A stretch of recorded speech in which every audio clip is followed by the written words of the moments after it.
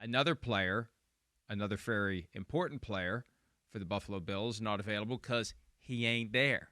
And this is no surprise. James Cook, running back, his brother Dalvin from time to time will point out on social media that James is looking for $20 million a year. James Cook has emerged as one of the better young running backs in the National Football League. The window has opened on his second contract, and he is trying to get it. The Bills have shown no inclination to give it to him because in their mind, running back, grind him up, chew him up, spit him out, draft another one. We're not going to give a ton of money to a guy that may not be able to do this for an extended period of time. Saquon Barkley has been the exception. Derrick Henry has been the exception. That's why they're exceptions. For a lot of guys, there's only so many reps before the performance starts to go, and you've tied up money for a guy that you wish you hadn't. And that goes all the way back to Shaun Alexander nearly 20 years ago after the Seahawks paid him following his MVP season. Yeah, that was one of the first ones. They hadn't paid him. Right. And they tore it up as quickly as they could. So Cook's not there. And I think this is going to be a year where he doesn't get second contract, but he's going to do the bare minimum. And he may hold in. And there may be issues. And he'll play when it's time to play, I assume. Or maybe he's going to get, when the term hold in originally popped up, it wasn't this deliberate, calculated, I'm not practicing and the team is okay with it. Hold in meant guy was faking an injury, that the guy was there, and I can name names of players who were holding in because they had a hamstring injury that really wasn't an injury, or they had some other soft tissue thing, and they were just faking it because they weren't going to go play until they got their contract. So whether it's the old-fashioned hold in where James Cook says he's got a hamstring or a calf or whatever, or the new hold-in where he deliberately doesn't do it and the team's okay with it, we'll see. But I don't think the team's going to be okay with it. That's been the message consistently. Show up. You're under contract. We expect you to play. No, I mean, listen, I understand that. I get it. I get both sides here. This is a tough one, certainly. James Cook's become a damn good player here, too. I do think he's got maybe a little bit more leverage than normal. And I hope they can find a common ground a little bit with these running backs, just in the broader picture things of just like some short contracts, big money. Don't be tied to them for 4 or 5 years. Fine. We see it go on all the time. Two-year contract. Let's splash the pot, Teddy KGB style. Make the guy happy. He is special. He is that. There's not a whole lot of guys in football that you can just go touchdowns anywhere you want on the field whenever you want. Pass game, run game. He's arguably the most explosive player on the Bills offense, and an offense that we talk about all the time that doesn't have a lot of explosive players. And they have changed their offense around to focus on their offensive line a little bit and not be so Josh Allen-centric. And we saw them dominate the line of scrimmage last year and do all that. And they don't have anybody on the roster there in Buffalo that can compete with this guy as far as what you talk about of his explosiveness on that side of the ball. I mean, we look at the highlights here. He does it all. It's 16 touchdowns. It's 5 yards per carry. That's not easy to replace. I hope they can find a sweet spot here. I'm sick of this conversation with the running backs altogether, but they need him here. They need him as much as they can be mad and say all this and all they want. I know they got Josh Allen and a few good receivers and all that. He takes them over the top and makes them more dangerous and makes them a legitimate, scary team against the top teams in football. I hope they can find something to make everybody happy here. But see, this gets back to the conversation that was prevalent before last year when the Giants let Saquon Barkley walk and the Titans let Derrick Henry walk and the Raiders let Josh Jacobs walk. Right. The idea that, and this is an analytics-driven analysis, that you can find another running back far cheaper than what your current top running back commands, and the dollar-for-dollar value is going to be better with the younger, cheaper guy. And you throw in the ever-present risk of injury because they are the battering rams. They are in the car crashes every play. I'd rather have more young, cheap running backs that I can shuttle in and out than one guy into whom I have put all my eggs because my eggs are going to get broken when this guy is getting hit by 4, 5, 6 players every snap. Well, that's where that all came from. I know. You're right. You're and right. Some running backs can transcend exactly. that. Right. And I think for the Bills, there's still that concern and also that oldish way of thinking that we are going to get full value out of this guy. We got him under a rookie wage scale contract, and yes, his salary bumped to $5.2 million this year because of his accomplishments in his first 3 seasons. But we want the value of that, and we're not going to pay this guy until we have to. And oh, by the way, we have the franchise tag available to us for next year. And I think they're thinking of it that way. I hear you. This is football machine full Right. of replaceable parts thinking. This isn't thinking about the human being. I hear you. But, also, I think you got to rethink the football machine and all that stuff we're talking about. I know what you're saying, and I'm not saying it's right. I'm just saying that's why they're doing thought. this. Right? I don't disagree with you at all. That they are, I think, maybe a little old school, maybe when it comes to this conversation on the football team a little bit. And you talked about like all the other guys out there. Yeah, maybe they can get 2 other running backs that are a lot cheaper. And certainly can save some money in that manner on the salary cap. But that doesn't mean they're going to be the player he is in big games like we just saw there, where he can just run by some of the best defenses in football, whether it's running or catching the ball. I don't think they're going to be able to replicate 18 total touchdowns like we talk about, 8 yards per catch, 5 yards per run. That's kind of special stuff. And it's a guy that's not been injured much here. And I think when we look at it, too, hopefully Buffalo will find the right way to approach this. But, as you've discussed a million times this offseason with some of the names you just said, damn, all the good teams got good running backs right now. Things have changed. I think the league is looking at it going, you know what? The hell with this a little bit.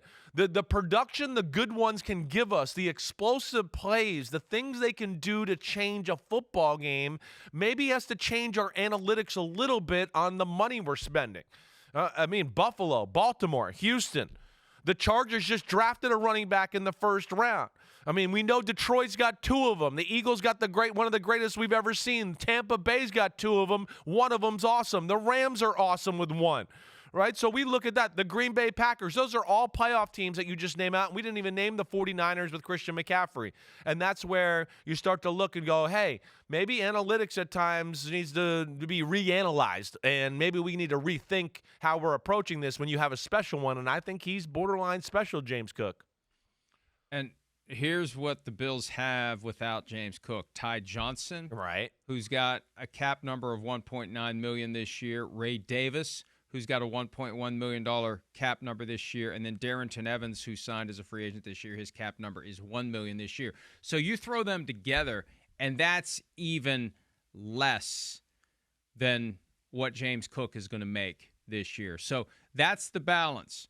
Do we spread it out over multiple guys who can come in and run our offense and do an acceptable job, or do we pay big money to a guy who, if he gets a calf injury, if he gets a knee injury, if he gets a hip injury, if he gets any type of injury, he's gone, and all that money that we've invested in that player is set aside. And, if you're Josh Allen, who got a big new contract, but it did give the team some cap relief. If you're Josh Allen, you want your best running back out there because you know what having that guy does for your ability to play quarterback and win football games and pursue a championship. Exactly. That's right. Right, Mike? One of the things we kept talking about, Buffalo's different this year, right? When they were playing Detroit and the Rams and the teams later in the year, we're going, Buffalo's different this year. Why? Because they can run the ball. It doesn't always have to be Josh Allen quarterback design run or make magic happen Josh Allen.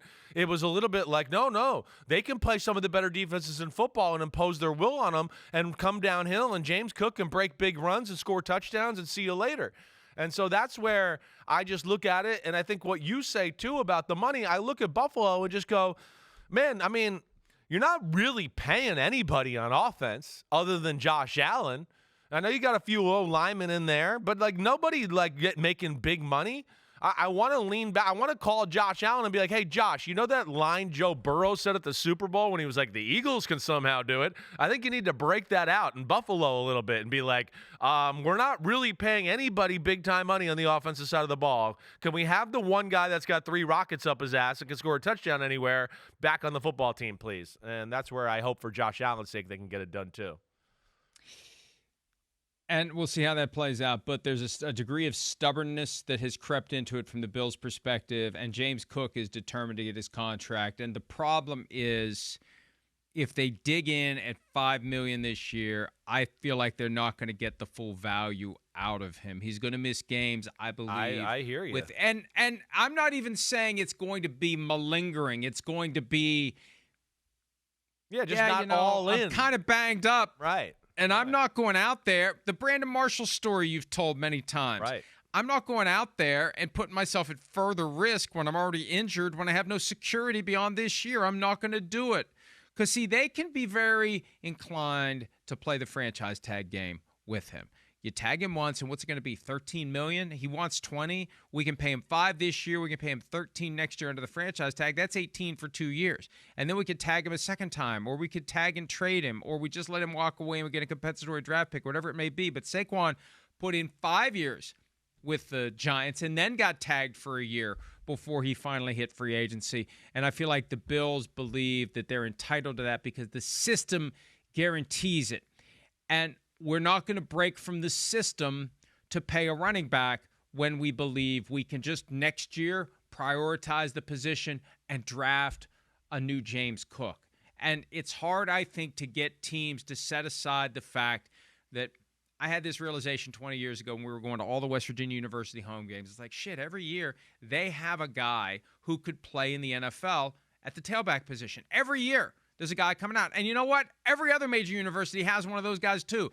There are guys everywhere that could play running back at the NFL level if you give them the blocking, if you trust them to hold on to the football, and if they're able to help in blitz pickup, you've got an NFL running back. And so the supply outweighs the demand. That's how we got there with Saquon Barkley and Derrick Henry. And I think the realization last year was, wait a minute, there are some guys that aren't just part of this churn, lather, rinse, repeat. Exactly. We can throw a rock and find a new running back. Right. There are some guys that make us special, and I think that's the growing pains that the new way of thinking is causing the league to undergo right now, if that makes any sense, and there's a chance it doesn't. I know, I'm with you. And I would say that out of the guys that we talk about, running backs and all that, I would say he's in that class of people that you're saying. That's part of that handful of group where you go, no, he can kind of go above and beyond. He can go above and beyond. He is rare in that he could put his foot in the ground, see a hole, and go, we'll bounce off a tackle, and you go, whoa, that's 60 yards to the house. Or he comes out of the backfield like we saw in one of the highlights and runs a little wheel route and turns it up, and no linebacker in football can run with him. So that's where it's rare. And for a team that we know is chasing the Super Bowl and all that, I don't know what the final way they can get this done to appeal to him. I mean, I know it's throw lots of money at him, but can they find a common ground? Can they splash the pot? Whatever you want to say. But I do think he's one of those guys, Mike, that we would put in that list of running backs to go, he's kind of special and can do some game-changing type of stuff. Hey, and the other way to look at this is very simple. You either want to try to win a Super Bowl in Buffalo or you don't. Right? I know that doesn't justify reckless spending. Yeah. But how about taking care of the guys who have formed part of the nucleus of what it is you're trying to do? And watch what happened to the Giants. Watch what happened to the Eagles. Watch what happened to the Ravens. Watch what happened to the Titans, although the Titans had issues even when they had Derrick Henry. But that element, if you believe that James Cook is truly capable of being special. And maybe they just think that he's replaceable. Maybe they think his production flows from the presence of Josh Allen. I don't know. Maybe. But for whatever reason, so far, they haven't paid him. And this thing, I think, is going to linger all year long and will not subside until he gets his new contract from the Bills or someone else. All right.